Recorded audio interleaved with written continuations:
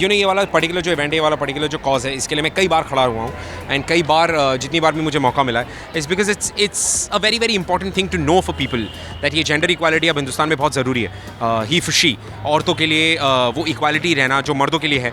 और अब in the same scenario जो सेक्सिज्म, जो वायलेंस, जो विक्टिम्स औरतें हैं, उस तरह से मर्द भी हैं। तो ये जो इक्वालिटी रहनी चाहिए कि किसी को भी बिना सोचे समझे जैसे फॉर एग्जांपल अगर कोई पर्टिकुलर मैं आपको इस सेंस में कह रहा हूँ कि फॉर एग्जांपल आजकल औरतें are so many they're subjected to so much violence when it comes to so much crime that happens against women।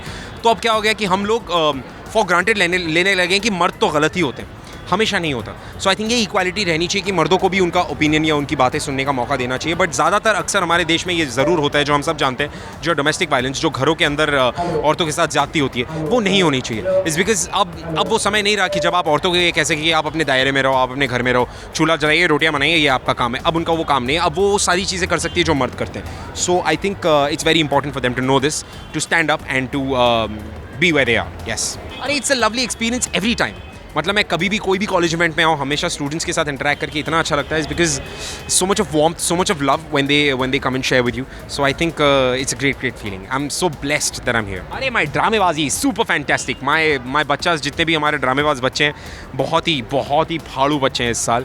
मतलब the talent is unbelievable, out of the box, and I am hoping in praying that इस साल का जो winner हो उसे दिन दुगना रात चौगनी सक्सेस मिले, because all of them are really, really good. So yeah, hoping for the best for all of them. Well, a message to all the fans is, firstly, this is a very, very important cause. This is a very, very important topic to stand by.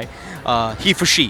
That is a simple thought. To all the men, मैं आप सब लोगों को सिर्फ यही कहूँगा, stand by her, stand with her.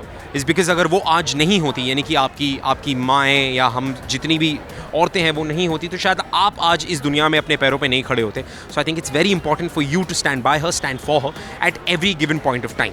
सो औरतों को वो औहदा, वो पैमाना, पैमाना नहीं कहेंगे, उसे क्या कहेंगे, प्लेटफॉर्म।